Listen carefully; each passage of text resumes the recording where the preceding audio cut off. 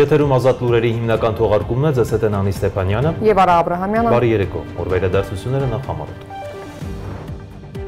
Երևանում մեկնարկել է հնագույն քաղաքակրթությունների ֆորումի 8-րդ նախարարական հանդիպումը, որը համախմբել է աշխարհի տարբեր երկրներից բարձրաստիճան պաշտոնյաների, մշակութաբանների եւ դիվանագետների։ Համաժողովի բացմանը ելույթով է հանդես եկել արտաքին գործերի նախարար Արարատ Միրզոյանը։ Նոր հեռանկարներ հայ-հնդկական հարաբերություններում ազգային ժողովի նախագահ Հալեն Սիմոնյանը Հնդկաստանում է, որտեղ հանդիպել է Հնդկաստանի խորհրդարանի ստորին պալատի նախագահ Օմ Բիրլայի եւ այդ երկրի փոխնախագահ Շրի Ջագդիպ Դհանկարի հետ, քննարկել երկկողմ գործակցությանը վերաբերող հարցեր։ Սուրեն Պապիկյանն էլ Ֆրանսիայում է, որտեղ հանդիպել է զինված ուժերի նախարար Սեբաստիան Լկորնյուի, Ֆրանսիայի Սենատի արտաքին հարաբերությունների, պաշտպանության եւ զինված ուժերի հանձնաժողովի նախագահ Սեդրիկ Պերինի եւ Սենատի մի խումբ անդամների հետ։ Հանդիպումների առանցքում եղել է պաշտպանության ոլորտում Հայաստան-Ֆրանսիա գործակցությունը։ Իլհամ Ալիևը հայտարարել է, թե որոշ հարցերի վերաբերյալ դեռևս կոնսենսուս չկա, որպես իրականություն դառնա խաղաղության պայմանագիրը։ Միաժամանակ նա ներկայացրել է հերթական նախապայմանները, Ադրբեջանի նախագահի հարցազրույցը ռուսական լրատվամիջոցին։ Ադրբեջանը եւս մեկ պահանջ է ներկայացրել, համաձայն որի Հայաստանը պետք է ուղիղ բանակցություններ սկսի այսպես կոչված Արևմտյան Ադրբեջանի համայնքի հետ։ ՌԴԱԳՆ ներկայացուցիչ Զախարովայի արձագանքը այս պահանջի։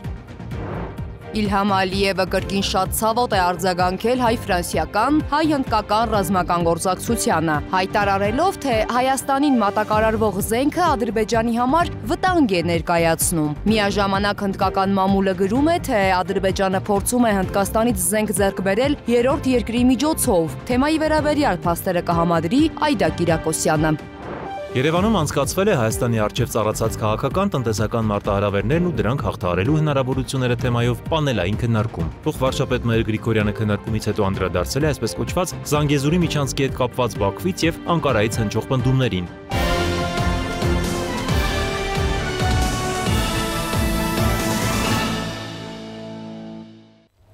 Երևանում մեկնարկել է հնագույն քաղաքակրթությունների ֆորումի 8-րդ նախարարական հանդիպումը, որը համախմբել է աշխարհի տարբեր երկրներից բարձրաստիճան պաշտոնյաների, մշակութաբանների եւ դիվանագետների։ ԱԳ նախարար Արարատ Միրզոյանը ելույթում ընդգծել է, որ Հայաստանը պատրաստ է շարունակել գործակցությունը միջազգային գործընկերների հետ մշակութային արժեքների պահպանության եւ խաղաղության սերմանման գործում։ Հայաստանի Հանրապետության արտաքին գործերի նախարար Արարատ Միրզոյանի նախագահությամբ Երևանում մեկնարկել է հնագույն քաղաքակրթության ֆորումի 8-րդ նախարարական հանդիպումը, որին մասնակցում են Հունաստանի մշակույթի նախարարը, Իրանի մշակութային ժառանգության, զբոսաշրջության եւ ձեռարվեստի նախարարը, Իրաքի արտգործնախարարի տեղակալը, Եգիպտոսի, Պերուի, Իտալիայի, Չինաստանի, Բոլիվիայի ներկայացուցիչները։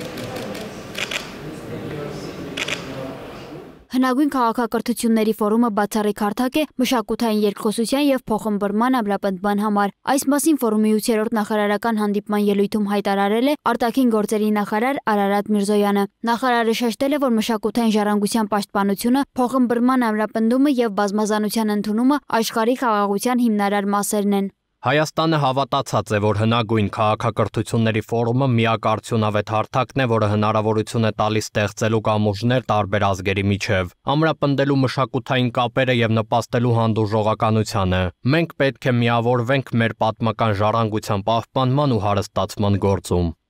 Նա ընդգծել է, որ հնագույն քաղաքակրթությունները շատ ավելի մեծ ազդեցություն են ունեցել ժամանակակից աշխարհի վրա, քան սովորաբար ենթադրվում է։ Միրզոյանի խոսքով մշակութային բազմազանությունը պետք է դառնա երկխոսության առանցք, ինչը կհանգեցնի ավելի խաղաղ ու ներառական հասարակությունների ձևավորմանը։ Ելույթում Հայաստանի արտաքին գերատեսչության ղեկավարն անդրադարձել է նաև աշխարհում տեղի ունեցող վերջին զարգացումներին, նշելով, որ մարդկությունը բախվում է նոր մարտահրավերների, որոնցից է ոչ միայն հակամարտությունների շարունակական բնույթը, այլև մշակութային ժառանգության միտումնավոր ոչնչացումը։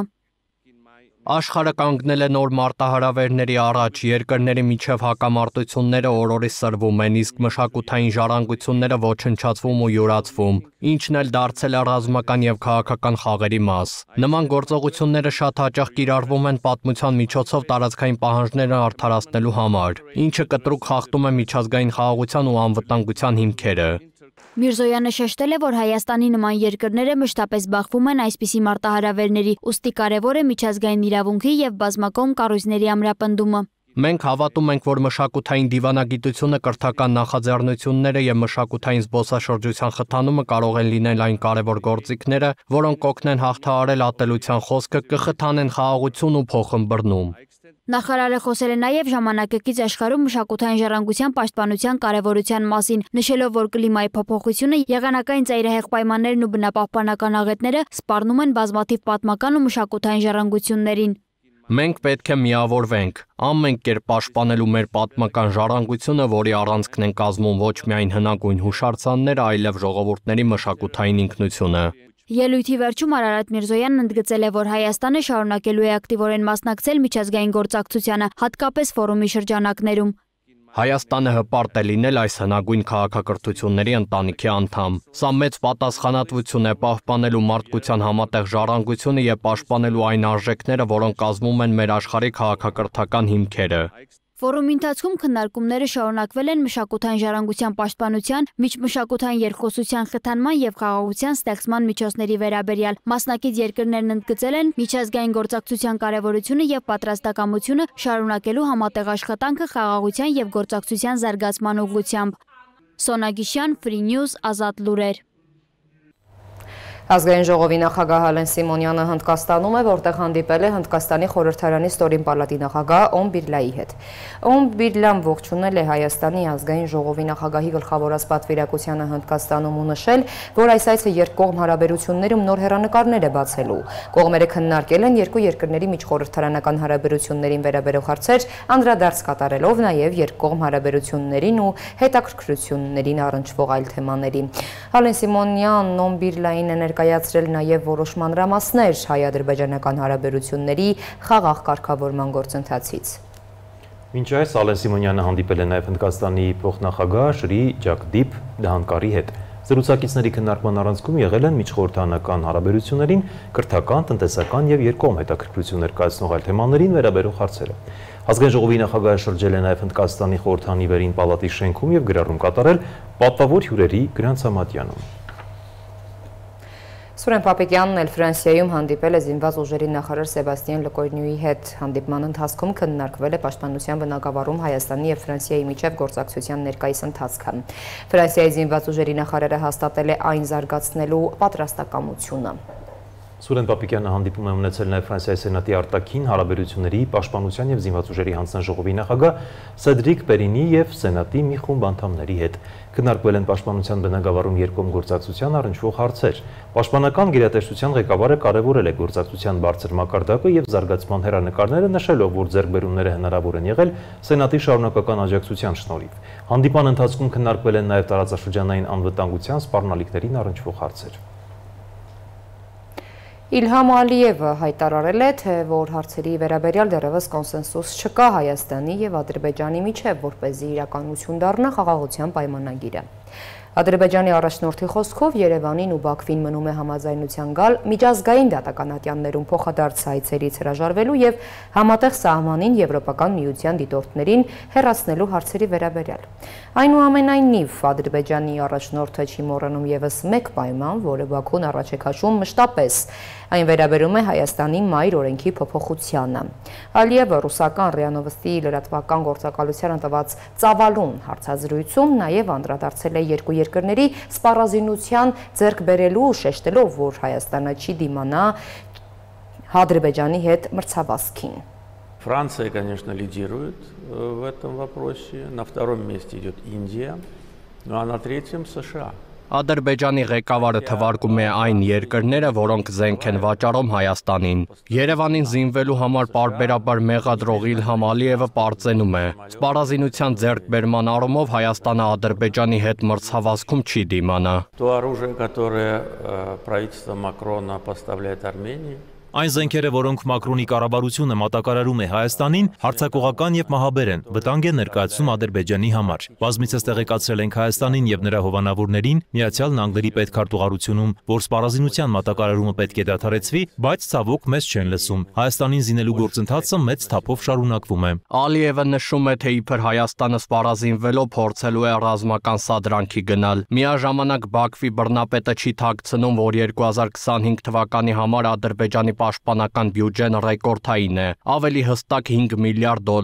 Ալիևը նաև տեղեկացնում է, որ Ադրբեջանը ծրագրում է շարունակել սպառազինություն ձեռք բերել Ռուսաստանից, չնայած այն հանգամանքին, որ վերջին 3 տարում նման պայմանագրեր չեն կնքվել։ Միայն զինվելու մասին մտածող եւ Հայաստանին անհիմն մեղադրանքներ ներկայացնող Ալիևը հաջորդիվ խոսում է խաղաղության պայմանագրի մասին։ Նրա խոսքով Երևանին ու Բաքվին մնում է համաձայնության գալ միջազգային դատական ատյաններում փոխադարձ հայցերից հրաժարվելու եւ համատեղ սահմանին Եվրոպական միության դիտորդներին հեռացնելու հարցերի վերաբերյալ։ Այնուամենայնիվ Ադրբեջանի առաջնորդը չի մոռանում եւս մեկ պայման, որը Բաքուն առաջ է քաշում մշտապես։ Հայաստանը պետք է փոխի սահմանադրությունը, քանի որ այնտեղ հղում կա անկախության հռչակագրին, իսկ այն իր հերթին տարածքային պահանջներ է ներկայացում Ադրբեջանին։ Բաքուն նաև կրկին համաձայնություն է պահանջում ԵԱՀԿ Մինսկի խմբի լուծարման հարցում, եթե այս հարցերը լուծվեն, խաղաղության պայմանագրի ստորագրման համար որևէ խոչընդոտ չի լինի։ Կարևոր է ընդգծել, որ վարչապետ Նիկոլ Փաշինյանը եւս վերջերս հայտարարել էր, որ Հայաստանը պատրաստ է Ադրբեջանի հետ համաձայնության գալ միջազգային դատական ատյաններում փոխադարձ հայցերից հրաժարվելու հարցում, իսկ դիտորդները կհեռանան այն հատվածներից, որտեղ կավարտվի սահմանի զատման գործընթացը։ Մայր օրենքի վերաբերյալ էլ մշտապես Փաշինյանը շեշտել է, դա Հայաստանի ներքին գործն է։ Ալիևը ռուսական լրատվական գործակալությանը տված հարցազրույցում առիթը բաց չի թողել ու նաև անդրադարձել է Հայաստան հավաքական անվտանգության պայմանագրի կազմակերպություն սառեցված գործակցությանը։ Նրա պնդմամբ Հայաստանը տվյալ կառույցից դե յուրե կհեռանա այն ժամանակ, երբ Վաշինգտոնից թույլտվություն կստանա։ Պարզ է, թե ուր է գնում Հայաստանը, որը փաստացի դուրս է եկել հապկից։ Մեր տվյալներով միակ պատճառը, թե ինչու մինչև հիմա դե յուրե դուրս չի գալիս կառույցից, այն է, որ պետդեպից դեռ թույլտվություն չի ստացել, հենց ստանան դուրս կգան։ Ադրբեջանի նախագահը անդրադարձել է նաև օկուպացված Արցախին, հայտարարել 20 հայ այժմ շարունակում է ապրել այնտեղ եւ սոցիալական օգնություն ստանալ կառավարությունից։ Նարեկ Արուշանյան, Free News, Ազատ լուրեր։ Ադրբեջանը եւս մեկ պահանջ է ներկայացրել, համաձայն որի Հայաստանը պետք է ուղիղ բանակցություններ սկսի այսպես կոչված Արևմտյան Ադրբեջանի համայնքի հետ։ Ռուսաստանի Դաշնության ԱԳՆ ներկայացուցիչ Մարիա Զախարովան ճեպազրույցում արձագանքելով Բաքվի այս նոր պահանջի նշել է, թե Մոսկվան կարևորում է հումանիտար խնդիրների վերաբերյալ երկխոսության վերսկսումը։ Ադրբեջանը շարունակում է նոր պահանջներ ներկայացնել, հերթականը վերաբերում է այսպես կոչված Արևմտյան Ադրբեջանի համայնքին, մասնավորապես Ադրբեջանը պահանջում է, որ Հայաստանն ուղիղ բանակցություններ սկսի Արևմտյան Ադրբեջանի համայնքի հետ, նրանց Հայաստան վերադարձն ապահովելու համար։ Ռուսաստանի Դաշնության արտաքին գործերի նախարարության պաշտոնական ներկայացուցիչ Մարիա Զախարովան ճեպազրույցում անդրադարձել է ներկայացված հերթական այս պահանջին, նշելով.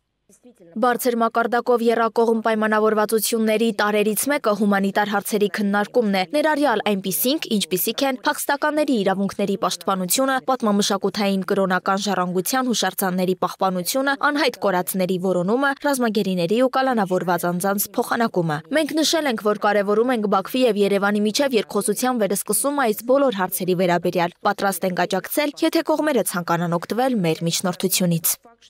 Ռուսաստանի Դաշնության արտաքին գերատեսչության ներկայացուցչին պետք է մեկ անգամ եւս հիշեցնել, որ Ռուսաստանը, լինելով եռակողմ պայմանավորվածությունների երաշխավորը, չի կատարել իր պարտավորությունները։ Արցախը հայաթափված է, իսկ մշակութային ժառանգությունը ոչնչացման եզրին է։ Մոսկվան միայն հայտարարություններ է անում, խոսում է մշակութային ժառանգության պահպանման կարևորությունից, բայց որևէ գործուն քայլ չի ձեռնարկում Բաքվի գործողությունները զսպելու համար։ Զախարովան նաեւ անդրադարձել է Հայաստանի իշխանությունների կողմից Ռուսաստանի որոշ քաղաքական գործիչների մուտքը արգելելու քաղաքականությանը, այն որակելով ոչ բարյացակամ քայլ դաշնակից երկրի կողմից։ Նա այսպես է մեկնաբանել մասնավորապես Անդրանիկ Միհրանյանի, Կոստանդին Զատուլինի ու Մարգարիտա Սիմոնյանի Հայաստան մուտքի արգելքը, նշելով. Մենք բազմիցս հորդորել ենք դադարեցնել այս տարատավոր մոտեցումը։ Նման քաղաքականություն է վարում մի երկիր, որը հայտարարում է, թե հավատարիմ է ազատության, հրապարակայնության եւ բազմակարծության սկզբունքներին։ Նա նշել է, որ Մոսկվան մտադիր է բարձրացնել այս հարցը Երևանի առջև։ Սոնա Գիշյան, Free News, Ազատ լուրեր։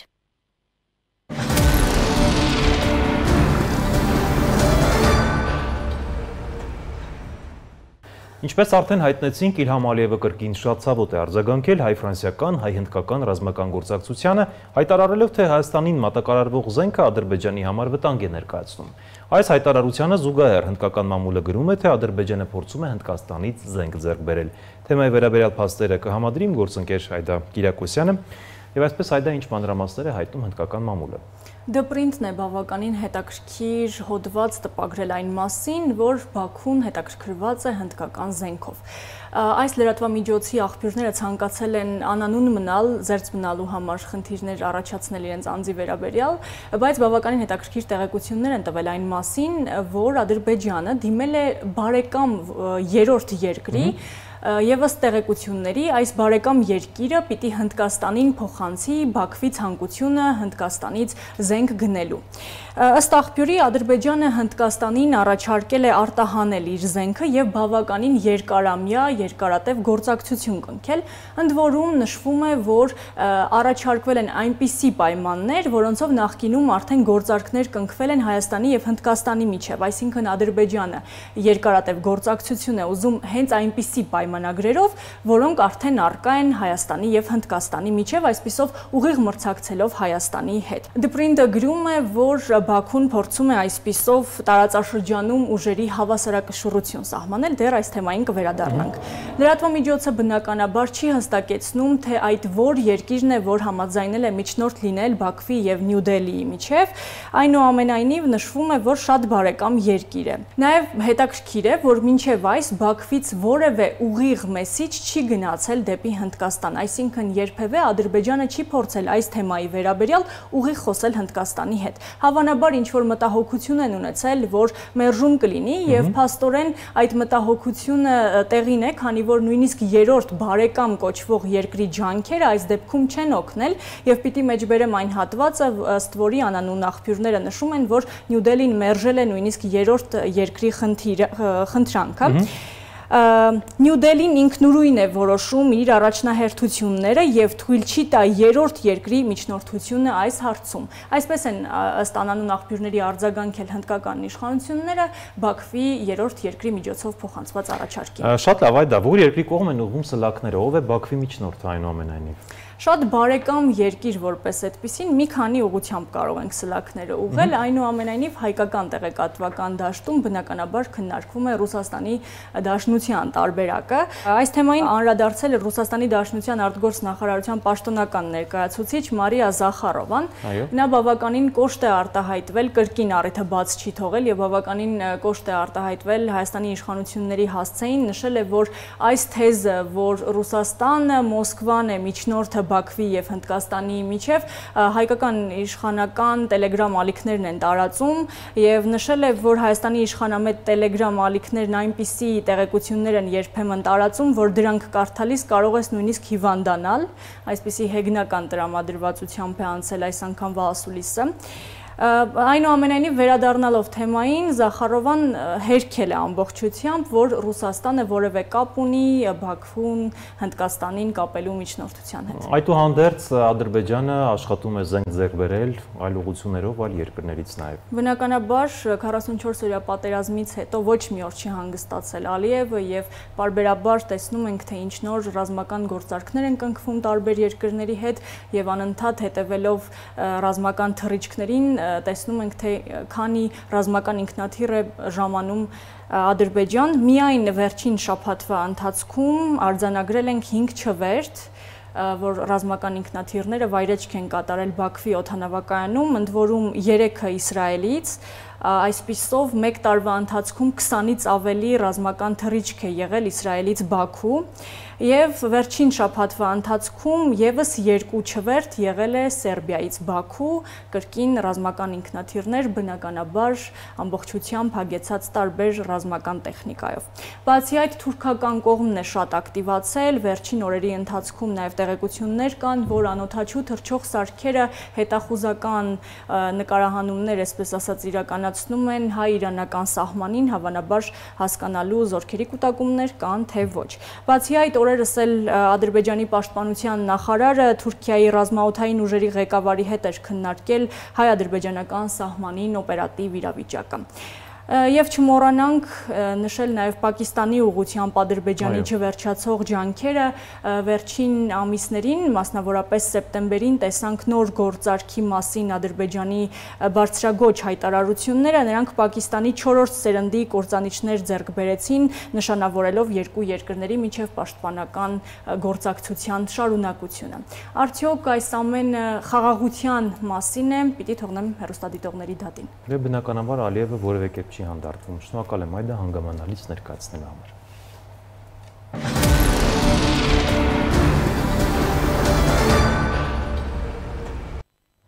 Շարունակում ենք թողարկումը, Երևանում անցկացվել է 2025 թվականին ընդառաջ Հայաստանի առջև ծառացած քաղաքական, տնտեսական մարտահրավերներն ու դրանք հաղթահարելու հնարավորությունները թեմայով պանելային քննարկումը, որին մասնակցել են օրենսդիր գործադիր մարմինների ներկայացուցիչներ, քաղաքական հասարակական գործիչներ։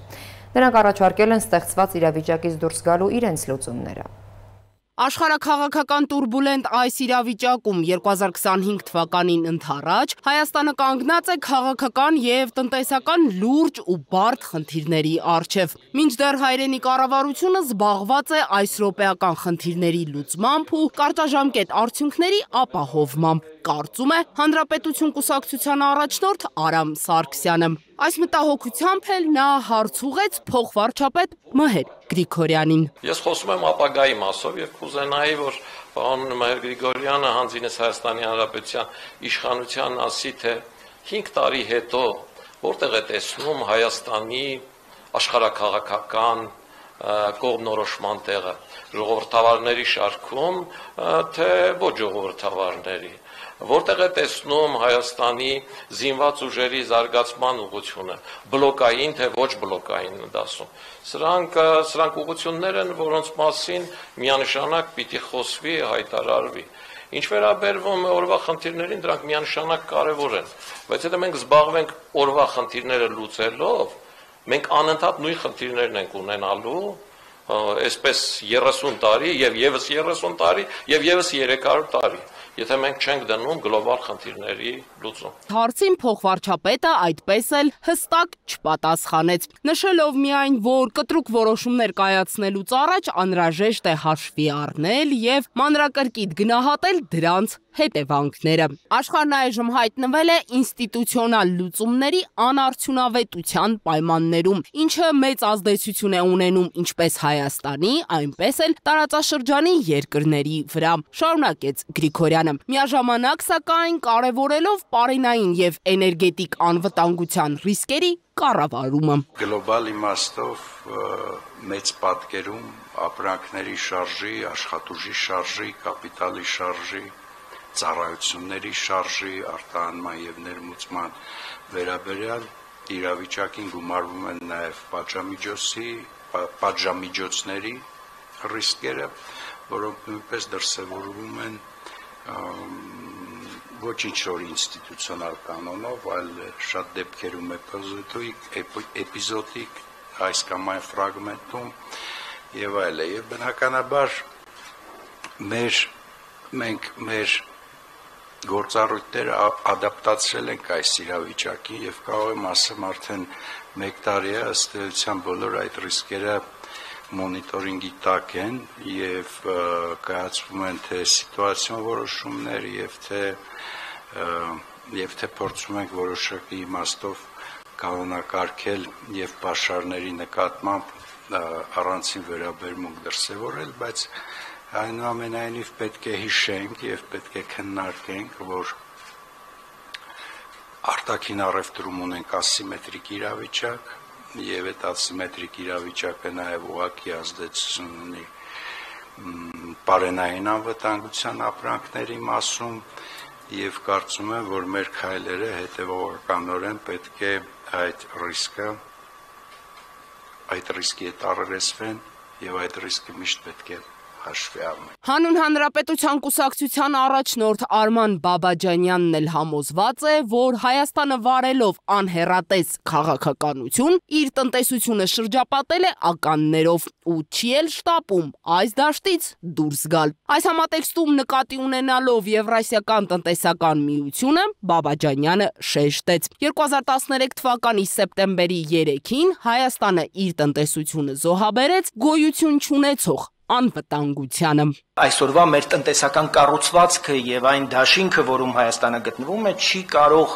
նպաստել եւ օգնել, որպեսզի մենք ուրեմն ասիմետրիկ լուծումներ փնտրենք եւ գտնենք մեր անվտանգության համար։ Իսկ այն, որ մենք ասիմետրիկ լուծումների կարիք ունենք, այդտեղ երկու կարծիք չի կարող լինել, որտեղ սիմետրիկ լուծումները այլևս կենսունակ չեն մեր տարածաշրջանում։ Ու այստեղ է, որ մենք ըստ էության հիմա ականներով ենք պատել մեր տնտեսությունը եւ այն, ինչ մենք այսօր այդ հաջողությունների տեսքով ունենք կարճաժամկետ փողեր, եկամուտներ, որոնք մեզ կարծես այսօր ավելի ոգևորում են եւ թույլ չեն տալիս ավելի համարձակ քայլեր անել դեպի այն ուղղություններ, որտեղ Հայաստան ավելի հեռանկարային, ավելի երկարաժամկետ կարող է իր համար ուրեմն հնարավորություններ ստեղծել, ուրեմն կարծում եմ, որ այդ ականները կամ մի օր իրենց են պայթելու, որովհետև Ռուսաստանի տնտեսությունը չունի երկարաժամկետ պոտենցիալ, ուրեմն մեզ համար աճ ապահովելու։ Ձիանա Դավթյան, Տիգրան Ղազարյան, Free News, Ազատ լուրեր։ Լրագրողների հետ զրույցում էլ փոխվարչապետ Մհեր Գրիգորյանն անդրադարձել է այսպես կոչված Զանգեզուրի միջանցքի հետ կապված Բաքվից ու Անկարայից հնչող պնդումներին, նաև հաղորդակցությունների ապաշրջափակման վերաբերյալ այլ հարցերի։ Մանրամասները տեսանյութում։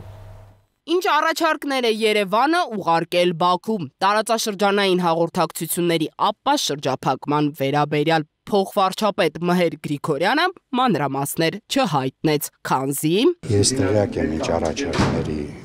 մասին է խոսքը, բայց քանի դեռ պաշտոնական արձագանք չունենք, ես չէի ուզենա բացել դրանց բովանդակությունը։ Չնայած այն բանին, որ այս հարցով կողմերի միջև բանակցությունները շարունակվում են, սակայն Բաքուն իր ավագ եղբոր Անկարայի օժանդակությամբ անտեսում է փոխադարձ պայմանավորվածություններն ու շարունակաբար պահանջներ ներկայացնում այսպես կոչված Զանգեզուրի միջանցքի վերաբերյալ։ Ալիևը կրկին խոսում է սպառնալիքի լեզվով։ Մենք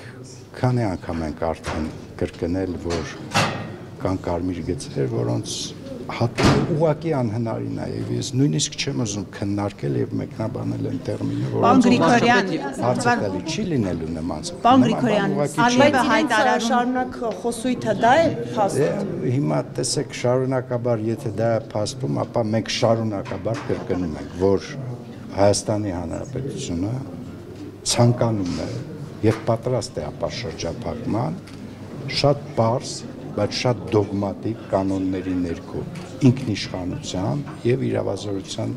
ներքո։ Հայաստանի վարչապետը ազգային ժողովի ամբիոնից հայտարարել էր, որ տարածաշրջանային հաղորդակցությունների բացման հարցում Հայաստանը եւ Ադրբեջանը կարող են հասնել փոխադարձ ընդունելի լուծման։ Մհեր Գրիգորյանը վերահաստատեց Երևանի այս մոտեցումը, միաժամանակ նշելով, որ Բաքուն պետք է զերծ մնա ապակառուցողական քաղաքականությունից։ Այս համատեքստում փոխվարչապետը տեղեկացրեց Հայաստանի եւ Ադրբեջանի միջև սահմանազատման հարցով հանձնաժողովների հաջորդ հանդիպման կոնկրետ ժամկետի վերաբերյալ պայմանավորվածություն դեռևս չկա։ Մենք մյուս հանդիպման վերաբերյալ ամսաթվի վերաբերյալ դեռ պայմանավորվածություն չունենք, բայց ես կարծում եմ, որ մոտ ժամանակներում հանդիպում կլինի, որովհետև կանոնակարգի քննարկման հաստատման փուլերում եղել է պայմանավորվածություն, որ կանոնակարգի ուժի մեջ մտնելուց հետո մենք այո պետք է հանդիպենք եւ շարունակենք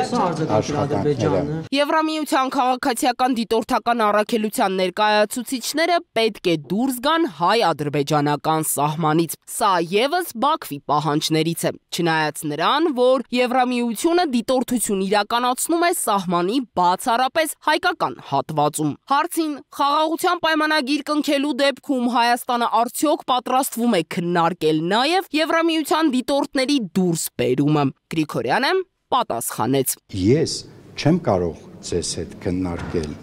որևիցե մի հարց սահմանների եւ սահմանազատման հետ կապված, որը դուրս է մամլո հաղորդագրությունների շրջանակներից։ Ինչու՞, որովհետեւ այդ գործընթացը շատ զգայուն է։ Մենք ունենք գրավոր փաստաթուղթ ստորագրված երկու երկրների լիազոր ներկայացուցիչների կողմից, որով պայմանավորվել ենք, որ շրջանակներից մամլո հաղորդագրությունների դուրս չեն գալիս։ Ձիանա Դավթյան, Տիգրան Ղազարյան, Free News, Ազատ լուրեր։ Չնայած Մհեր Գրիգորյանը այսօր ևս հավաստիացրել է, որ ոչ մի այսպես կոչված Զանգեզուրի միջանցք չի լինելու, Թուրքիայի խորհրդարանի նախագահը հայտարարում է, թե Անկարան այդ նախագծի շուտապույտ իրականացման հույս ունի։ Ադրբեջանի Միլի Մեջլիսի նախագահ Գաֆորովայի հետ համատեղ ասուլիսում նա նշել է, որ Զանգեզուրի միջանցքը կդառնա կարևոր տարանցիկ կետ համաշխարհային առևտրի համար։ Ուստի Թուրքիան կշարունակի համակողմանի աջակցություն ցուցաբերել Ադրբեջանին այդ նախագծի շրջանակում։ Իդեպ Թուրքիայի նախագահ Ռեջեփ Թայիփ Էրդողանը հեռախոսազրույց է ունեցել Ֆրանսիայի նախագահ Էմանուել Մակրոնի հետ, առաջնորդները քննարկել են Թուրքիայի եւ Ֆրանսիայի հարաբերությունները, նաեւ տարածաշրջանային եւ գլոբալ հարցեր։ Զրույցի առանցքում սիրիական իրադարձություններն են եղել, միջազգային նորությունները տեսաշարով։ Սիրիայի նորանցումային կառավարությունը կոչ է արել Մոսկվային վերանայել իր ներկայությունը Սիրիայում, նրանց շահերը կապված էին Ասադի հանցավոր ռեժիմի հետ, կարծում ենք, որ Ռուսաստանը պետք է վերանայի իր ներկայությունը եւ իր շահերը սիրիական տարածքում, հայտնել են անցումային կառավարության քաղաքական ներկայացուցիչները, նշելով, որ Մոսկվան կարող է գործակցել նոր վարչակազմի հետ, ցույց տալու, որ Սիրիայի ժողովրդի հետ թշնամություն չունի եւ որ Ասադի ռեժիմի դարաշրջանը վերջապես ավարտված է։ Նշվում է, որ Ռուսաստանի մերձավոր արևելքի ամբողջ ռազմակայության հարցն այժմ մնացել է օդի մեջ կախված։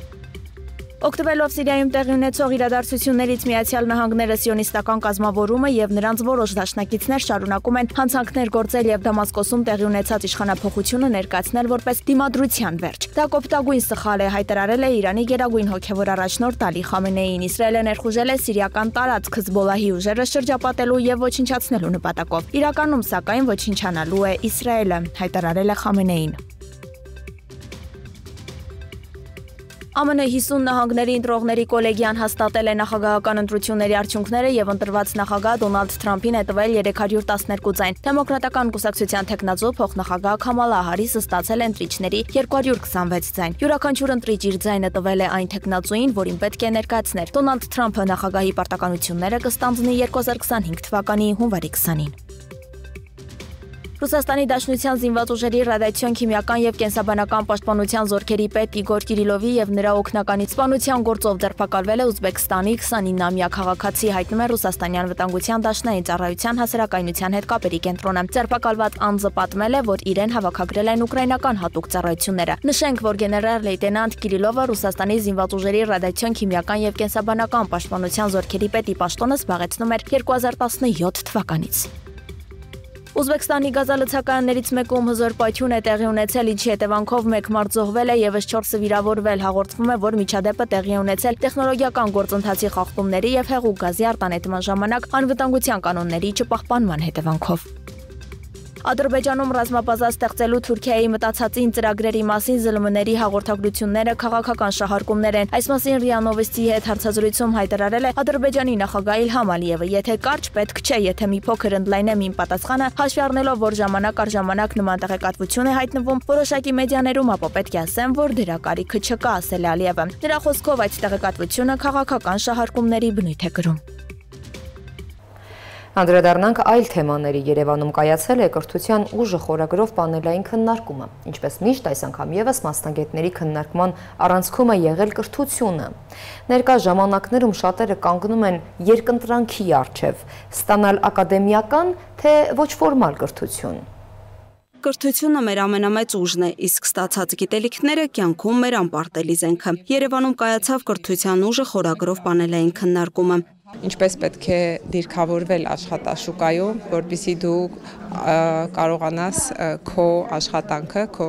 այն գիտելիքները, որ դու ունես, փափուկ ուժի ազդեցությունը, այդ soft skill-երը կարողանաս կիրառել աշխատաշուկայում եւ ստանաս ավելի լավ աշխատանք, ավելի բարձր վճարվող աշխատանք։ Զբոսաշրջության կոմիտեի նախագահ Լուսինե Գևորգյանը կարծում է, որ եթե ամեն օր չկրթվենք, ապա կարող ենք ժամանակից պարզապես հետ ընկնել։ 21-րդ դարի արագ փոփոխվող այս աշխարհում, երբ անորոշություններին զուգահեռ տարբեր մասնագիտություններ կորցնում են իրենց արդիականությունը, արդյոք ակադեմիական կրթությունը շարունակում է մնալ պահանջված, թե դրան կարող է փոխարինել ոչ ֆորմալ կրթությունը։ Կարծում եմ, որոշ մասնագիտությունների առումով վստահաբար անհրաժեշտ է։ Դա բժշկությունն է, իրավագիտությունն է եւ նման մասնագիտություններ, որոնք ճշգրիտ կրթություն են պահանջում։ Եվ դրա ի հակադարձում կարելի է բերել մի շարք այլ մասնագիտություններ, որտեղ դու կարող ես ինքնակրթվելով, հետևելով ժամանակակից տենդենսներին ստանալ քո երազանքների մասնագիտություն։ Գիտելիքն ու կրթությունը պետության կայացման հիմնաքարերն են, հետևաբար եթե ուզում ես պետությունդ ավելի ամուր լինի եւ զարգանա, պետք է քո ավանդն ունենաս այս ոլորտում։ 1 տարի առաջ ես ստեղծեցի իմ ինտելեկտուալ ակումբը, որտեղ հավաքված մարդիկ երբեմն հավաքվում են այսպիսի ֆորմատով եւ քննարկում են տարբեր կարևորագույն թեմաներ, որոնք այդ օրը այդ ընթացքում հասարակությունում ունեն լայն արձագանք եւ այո, սա եւս մի դրական ազդակ է, որ սոցիալական ցանցերը կարող են ծառայել օրինակ ինտելեկտուալ մարդկանց միտեղ համախմբելու։ Հումանիտար համալսարանի հիմնադիր տնօրեն Գարեգին Միսկարյանի խոսքով մեր հասարակությունը կրթությունը ստանալը համարում է որևէ մասնագիտություն ձեռք բերելը, բայց շատ հաճախ դա ընդամենը դիպլոմ է։ Սա ցույց է տալիս, որ կրթության մեր ընկալումն այնքան էլ ճիշտ չէ։ Այն բոլոր արատները, որ կա այսօր մեր միջավայրում, դա ըստ էության այդ կրթության պակասի, կրթության բացի հետևանք են, սկսած պետական կառավարման մեջ տեղի ունեցող խնդիրներից վերջացրած ամենափոքր միջանձնային հարաբերությունները։ Եվ դա գալիս է ոչ թե նրանից, որ մենք վատ ենք կրթվում, այլ որտեղ այն ինչ մենք ընկալում ենք որպես գիտելիք, բավարար չի լավ մարդ որակյալ հասարակություն ունենալու համար։ Սոցիալական ձեռներեցների դպրոցի եւ միջազգային ակադեմիայի հիմնադիր տնօրեն Գոհար Մկոյանն էլ նկատում է, որ Հայաստանում կրթություն ստանալու առումով խոչընդոտների են բախվում հատկապես հաշմանդամություն ունեցող անձինք։ Մենք կարողացանք վիդեո դասեր ձայնագրել սուլտոթարգմանությամբ, տեսողության խնդիր ունեցող մարդկանց համար հատուկ սլայդեր, դասախոսները, երբ որ իմանում են, որ խմբում կան հատուկ կյանքի դժվար իրավիճակում գտնվող անձինք, իրենք ավելի դանդաղ են խոսում, ավելի բարձր են խոսում կամ փորձում են առանձին կուլիսներում իրենց հետ աշխատել, եւ ես միշտ մտածում եի կլինի մի օր, որ ես կարողանամ ասել, որ հաշմանդամություն ունեցող անձին մենք կարողացանք կայացնել, այո, այսօր կարող ենք ասել 20-ը սովորել են, 8-ը Մասնագետները կարծում են, որ դեռ հսկայածավալ աշխատանք կա կատարելու, բայց այդ ամենից զատ նախ պետք է մարդկանց վերաբերմունքը փոխել կրթության նկատմամբ։ Լուսինե Գրիգորյան, Տիգրան Ղազարյան, Free News, Ազատ լուրեր։ Հայաստանի ազգային հավաքականի եւ հայկական ակումբների ֆան շարժումները շարունակում են պանջել Հայաստանի ֆուտբոլի ֆեդերացիայի ղեկավար կազմի հրաժարականը։ Ինչ քայլեր կանեն Մելիք Բեկյանի եւ գործկոմի հրաժարականին հասնելու համար եւ ինչ կլինի նրանց հնարավոր հեռացումից հետո։ Այս հարցերի պատասխանները տվել են առաջին հայկական ճակատ երկրպագուական շարժման ներկայացուցիչները։ Հայաստանի ֆուտբոլի ֆեդերացիայի ղեկավար կազմի հրաժարականը անխուսափելի է, հայտարարում են ազգային հավաքականի եւ հայկական ակումբների ֆան շարժումների ներկայացուցիչները։ Առաջին հայկական ճակատի հիմնադիր Սերգեյ Ջանջոյանը նշում է այն քայլերը, որոնք պետք է ձեռնարկվեն ՀՖՖ ղեկավարության հնարավոր հրաժարականից հետո։ Նշանակվելու են ՀՖՖ նախագահի եւ մյուս առանցքային պաշտոնների ժամանակավոր պաշտոնակատարներ։ Վերջիններս պարտավորվում են կազմակերպել 3 արտահերթ ժողով հետևյալ օրակարգով։ Ժողով առաջին օրակարգ էր ՀՖՖ հիմնադիր անդամների հեռացման հարց ՀՖՖ կանոնակարգի խախտման հիմքով, այսինքն խոսքը վերաբերում այն fake ՀԿ-ներին կամ ֆեդերացիայի դուստր ՀԿ-ներին, որ հիմնադիր անդամներին այսօրվա դրությամբ կան ֆեդերացիայի կազմում։ Չունենք Հայաստանի ֆուտբոլի ֆեդերացիայի նախագահի որևէ թեկնածու։ Մեզ համար խնդրի լուծումը համակարգի մեջ է, պնդում է Հայաստանի ազգային հավաքականի ֆան շարժման հիմնադիրը։ Թեման շարունակում է ՖԱՖ-ի մեկ այլ ներկայացուցիչ Երվանդ Իսմայիլյանը, ընդգծելով, որ պետք է սահմանափակումներ լինեն, որպեսզի ՀՖՖ նախագահությունը չլինի սուպերպաշտոն։ Լինելու է համակարգ, որովհետև տեսեք, ես ինձ պատանի ժամանակ եմ հիշում հայկական ֆուտբոլի համար պայքարելուց Ռուբեն Հայրապետյանի դեմ։ Հիմա էլ ենք հայկական ֆուտբոլի ու սարսափում եմ մեն մտքից ես դեռ երիտասարդ եմ 30-ից չի անցել, բայց որ կարող 40-ին մոտ էլ պայքարենք, տղաները մի քիչ ավելի մոտ են, էլի։ Վայելելու ժամանակը պետք է մեկ անգամ այդ նախորդ հարցն են ատա, մեկ անգամ գուցե որոշակի տհաճ բաներ կլինեն, գուցե հավաքականի խաղ չեղարկվի, գուցե այլ հավաքականների խաղեր չեղարկվեն, գուցե բարձրագույն առողջության 1, 2, 3 տուր չկայանա, բայց լիահույս ենք, որ այդ կետից հետո այլևս նման առիթներով չենք հավաքվի, կհավաքվենք արդեն հաջողություններ նշել համար։ Իսմայիլյանը շեշտում է, Հայաստանի ֆուտբոլի ֆեդերացիայի գործող ղեկավարությունը ձախողել է 5 տարվա ռազմավարությունը, իսկ նոր խոստումները վստահություն չեն հաղորդում։ Մանկապատանեկան ֆուտբոլից մինչև ազգային հավաքականի խնդիրներ, որոնց թվարկումը անվերջություն է ձգվում։ Ֆան շարժումները կտրուկ քայլերի կգնան։ Ընդհուպ միջև Հայաստանի ֆուտբոլի ֆեդերացիայի հովանու ներքո անցկացվող բոլոր մրցաշարերի եւ այլ միջոցառումների խաթարում։ Նրանց նպատակը մեկն է՝ Հայաստանի գլխավոր ֆուտբոլային կառույցի ղեկավար կազմի հեռացում եւ համակարգի ներդրում։ Նարեկ Արոշանյան, Free News, Ազատ լուրեր։ Իսկ այս ժամի համար նախատեսել էինք այսքանը, թողարկման ավարտին ծանոթացեք եղանակային կանխատեսումներին։ Իսկ մենք ձեզ հրաժեշտ ենք տալիս հետեսություն։